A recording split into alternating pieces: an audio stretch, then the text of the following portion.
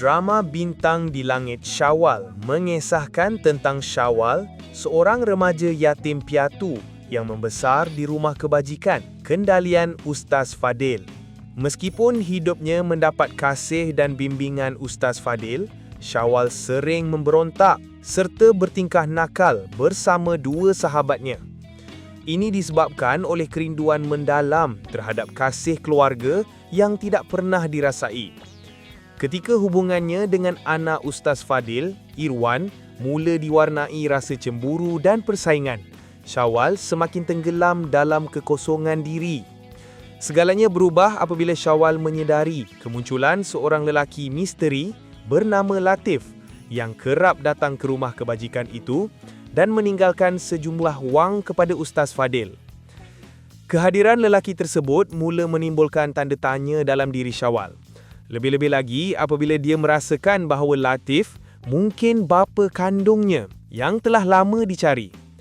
Dipenuhi rasa ingin tahu dan harapan, Syawal melarikan diri untuk menjejak lelaki itu dengan ditemani Jess, seorang gadis yang menjadi teman seperjalanan serta sumber ketenangan dalam hidup Syawal yang penuh luka.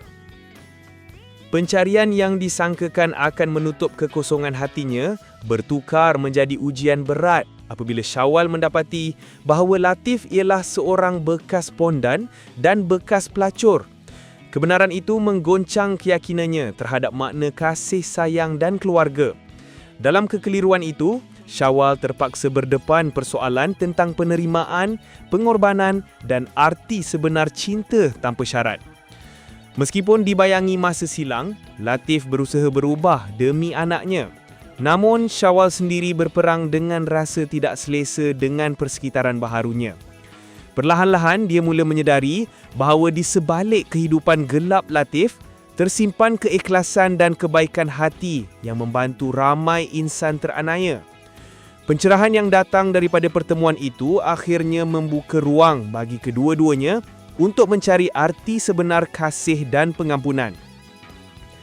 Drama ini memaparkan kisah kehilangan dan penerimaan yang tidak selalu indah, namun syarat dengan nilai kemanusiaan yang mendalam. Ia menjanjikan perjalanan emosi yang kompleks tetapi realistik, meneloka makna sebenar kasih, pengampunan dan perjuangan menjadi manusia yang belajar menerima takdir. Sebagai anak yatim, Syawal memikul luka batin yang lama tersembunyi. Hanya ingin disayangi, namun pencariannya terhadap sosok seorang ayah membawa kebenaran yang pahit dan menuji jiwanya. Karya ini membawa penonton menyelami rasa kecewa, harapan dan perjuangan yang menelusuri setiap parut kehidupan. Ia mengingatkan bahawa setiap luka mempunyai sinarnya sendiri dan setiap langit walau sekelam manapun tetap menyimpan bintang yang menunggu untuk bersinar.